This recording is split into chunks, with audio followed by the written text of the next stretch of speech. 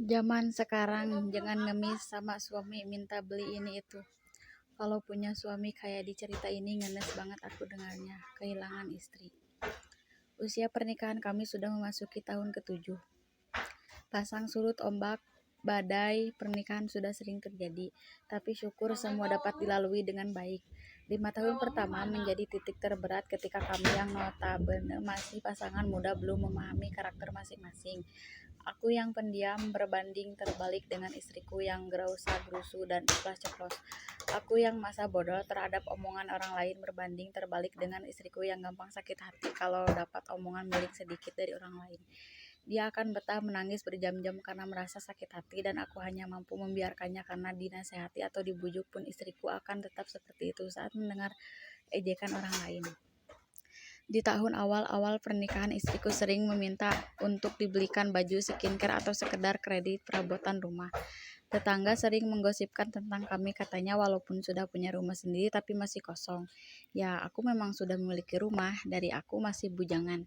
Tapi aku tak pernah menuruti kemauannya. Bagiku pantang mendengar ocehan tak bermutu dari orang lain. Istriku tetap sering mengeluh ini dan itu. Minta ini dan itu biar dia gak sakit hati dikatain para tetangga. Begitu dalihnya. Aku tetap kekeh menolak karena semua keuangan memang aku yang pegang. Kalau bukan hal penting jangan sampai menghambur-hamburkan uang. Itu prinsipku. Tapi aku kehilangan sosoknya yang ramah. Itu terjadi setelah Ramadan di tahun kelima pernikahan kami.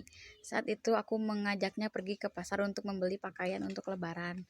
Kami sudah lebih berkeliling pasar tapi belum juga mendapatkan baju untuknya. Padahal aku dan anakku sudah dapat bersetel pakaian. Sampai akhirnya dia ingin membeli pakaian yang mahal. Akhirnya bilang dia hanya ingin baju gamis lepis. Saat aku mengantar ke tempat yang menjual, aku kaget dengan harga yang disebutkan. Aku menolak dan mengajaknya mencari baju lain. Dia diam dan berkata kalau sejak gadis dia ingin sekali memiliki baju seperti itu. Tahu itu harga belum pas, masih bisa ditawar.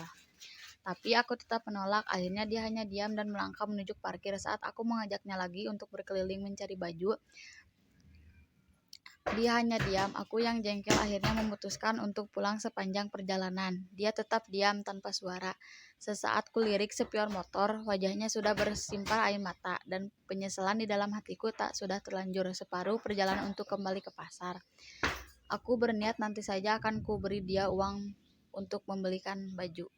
2 tahun berlaku sejak hari itu aku tak lagi mendapati istriku yang cerewet, ramah, dan ceria. Yang ada kini hanya sosok pendiam, iri sekali bicara, tapi masih mengurus rumah tangga dengan baik.